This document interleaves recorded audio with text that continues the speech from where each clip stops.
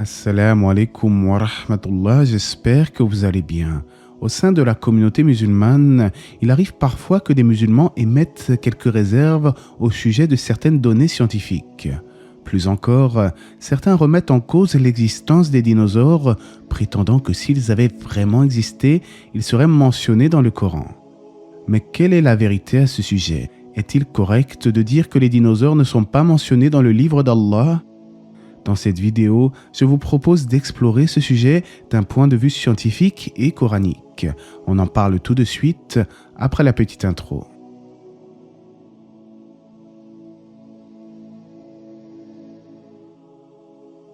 Selon les connaissances scientifiques actuelles, les dinosaures sont apparus sur la Terre il y a environ 230 millions d'années, bien avant l'apparition de l'espèce humaine.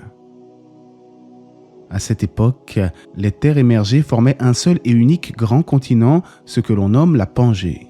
Avec le temps, les continents se sont séparés petit à petit pour en arriver à la forme que l'on connaît aujourd'hui.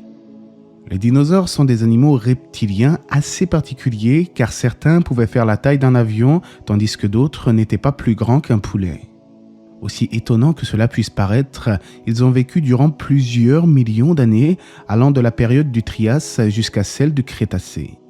Ils auraient disparu suite à des cataclysmes géologiques il y a à peu près 65 millions d'années, bien qu'il soit généralement admis qu'une énorme météorite leur ait infligé le coup de grâce. Ce qui prouve que les dinosaures ont bel et bien existé, ce sont bien évidemment les fouilles archéologiques qui démontrent sans l'ombre d'un doute que ces animaux ont un jour foulé la planète Terre. Les scientifiques utilisent des fossiles retrouvés dans les roches afin d'estimer l'âge des dinosaures.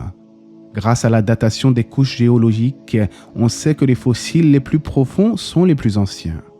Ils utilisent aussi des techniques de datation au radiocarbone et d'autres isotopes pour donner un âge précis aux roches et aux fossiles.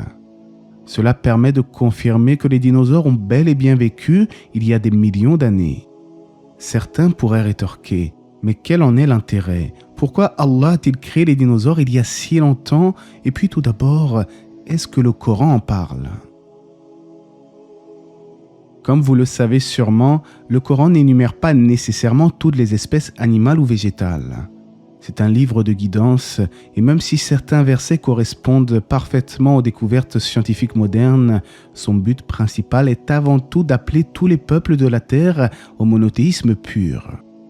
En réponse à ce genre de questions, certains prêcheurs musulmans citent parfois un verset qui pourrait, selon eux, faire écho à la création des dinosaures. Et il crée ce que vous ne savez pas. Or, c'est un point de vue discutable, car aujourd'hui, nous avons bel et bien des connaissances sur les dinosaures. En revanche, si l'on considère que ce verset s'adressait avant tout aux gens d'Arabie il y a 1400 ans, alors oui, on peut comprendre qu'il illustre le fait qu'Allah a créé des êtres que l'homme ne pouvait pas connaître à un moment précis de l'histoire. Mais tout cela relève du domaine de l'interprétation, alors que dans le Coran, il y a des versets clairs sur la diversité des espèces au sein de la création. Allah nous dit en effet dans un autre verset, « Parmi ces preuves est la création des cieux et de la terre et des êtres vivants qu'il y a disséminés. » Donc en réalité, même si le Coran n'évoque pas directement les dinosaures, il nous rappelle qu'Allah a créé des êtres vivants disséminés au sein des cieux et de la terre, ce qui pourrait même suggérer l'existence de formes de vie extraterrestres. Pour plus d'informations sur cette question, je vous invite à revenir à ma recherche sur l'explication du verset évoquant les 7 terres et le lien s'affichera en fin de vidéo, Inch'Allah.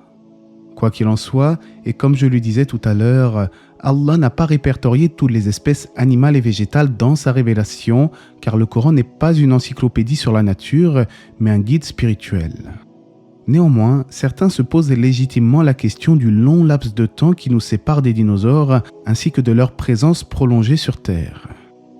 Eh bien ça c'est une bonne question, mais le Coran y répond efficacement, walhamdulillah. Allah nous dit dans la sourate Al-Insan au verset 1, « S'est-il écoulé pour l'homme un laps de temps durant lequel il n'était même pas une chose mentionnable ?» Ceci nous prouve que l'espèce humaine est très récente et qu'elle n'est apparue sur Terre que récemment. En prenant ce verset pour référence et au vu de l'âge de la Terre qui est estimé à 4,5 milliards d'années, on peut alors mieux comprendre certaines choses. Comme vous pouvez le voir ici, l'être humain est apparu assez tardivement sur la Terre, contrairement aux dinosaures. Avec cette vision globale au niveau chronologique, on comprend mieux le hadith du prophète alayhi salatu wassalam. J'ai été envoyé, moi et l'heure, comme ceci, et il montra ses deux doigts en les dépliant. En effet, certains pourraient se demander pourquoi la fin du monde ne s'est toujours pas produite, alors que le prophète nous a pourtant assuré que l'heure est très proche de sa venue. Eh bien justement, avec une vision plus large de la chronologie terrestre, cette proximité pourrait être en réalité de plusieurs milliers d'années et par conséquent, nous ne pouvons affirmer dans l'absolu que la fin du monde aura lieu de notre vivant ou même dans un siècle ou deux. Nous n'en savons rien en réalité et ce qui nous incombe en tant que musulmans est d'adorer Allah, non pas de chercher la date précise de la fin des temps. Allah nous dit dans le Coran « Je n'ai créé les djinns et les hommes que pour qu'ils m'adorent ». Dans le même ordre d'idées, il ne nous est pas demandé d'interroger Allah sur sa création, comme pour les dinosaures par exemple, car c'est lui qui nous interrogera au jour de la résurrection. Cependant, ce n'est pas parce qu'une sagesse semble nous échapper dans l'œuvre de la création qu'elle est inexistante. Si les dinosaures ont existé, c'est qu'il y a une bonne raison. L'une de ces raisons pourrait par exemple être liée à la méditation sur la création, comme Allah nous le dit dans son livre. En vérité, dans la création des cieux et de la terre et dans l'alternance de la nuit et du jour, il y a certes des signes pour les doués d'intelligence qui, debout, assis, couchés sur leur côté, invoquent Allah et méditent sur la création des cieux et de la terre, disant « Notre Seigneur, tu n'as pas créé cela en vain ». Pour tout vous dire, j'ai beaucoup réfléchi à cette question des dinosaures et certaines théories ont émergé dans mon esprit. Dans la mesure où certains exégètes postulent qu'il y aurait d'autres planètes habitables qui abritent la vie, il est donc probable qu'en parallèle du laps de temps où les dinosaures ont vécu sur la Terre, d'autres formes de vie aient pu proliférer ailleurs. Cela démontrerait une activité biologique active au sein de la création dans sa globalité. À ce sujet, il y a cette parole attribuée à Ibn Abbas au sujet du verset 12 de la sourate 65. C'est-à-dire qu'il y a 7 terres. Sur chaque terre, il y a un Adam comme votre Adam, un Noé comme votre Noé, un Abraham comme votre Abraham, un Jésus comme votre Jésus et un prophète, Mohammed, comme votre Mohammed.